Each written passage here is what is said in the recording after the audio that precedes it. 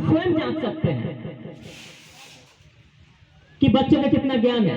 आप खुद पूछिए किताब उठाकर, जो भी चीजें जिस क्लास का पूछ रहा है खुद जानिए कि हाँ बच्चा को आ रहा है कि नहीं आ रहा है, उस हिसाब से उसको एक्स्ट्रा नॉलेज है कि नहीं है।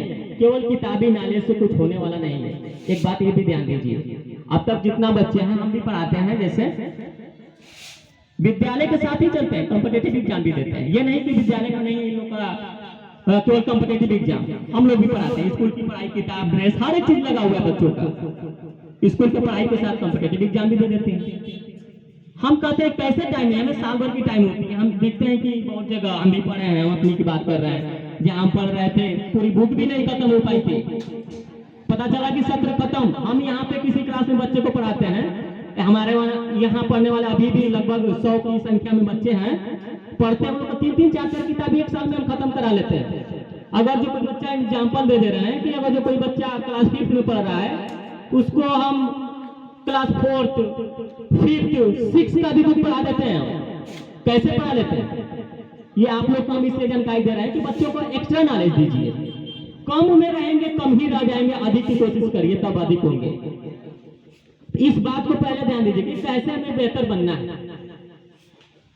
यहाँ पे कुछ अध्यापक भी आए हैं, जो भी चीज हमारे बातों को सुनना है तो उनको भी बताइएगा कि बच्चों को केवल किताबी नॉलेज नहीं, उसको कुछ अधिक जानकारी दीजिए, तब आगे बढ़ेंगे। दुनिया इतना आगे निकल चुकी है ना कि आप कम में रहेंगे तो कम ही रह जाएंगे। निरंतर आगे बढ़ने की कोशिश करिए।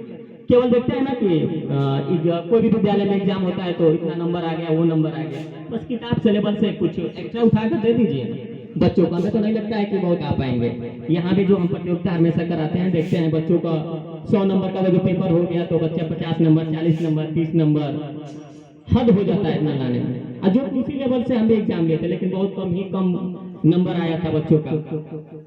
तो वो अपना जगह की बात है। देखिए, सबसे ज्यादा गार्जियन बच्चों पर जब डिपेंड रहेंगे ना तो बच्चा आगे बढ़ेगा। बच्चे तो बच्चे ही है, उनको तो हमेशा खेलने का शौक रहेगा, घूमने का शौक रहेगा, हमेशा कभी भी टाइम पास, मोबाइल, कोई भी चीज देखने का उनको रहेगा शौक। लेकिन आप उनको टाइम बनाइए ना कि खेलना है तो एक समय बनाइए कि आपको 2 घंटा खेलना है। हाँ खेलो, कोई मना नहीं है, हाँ लेकिन पढ़ाई के बाद पढ़ लो पहले, फिर उसके बाद खेलना है। बहुत देखते हैं गार्जियन जो होते हैं कि शाम को खिला पिला कर चलो खाओ तब उसके बाद पढ़ो।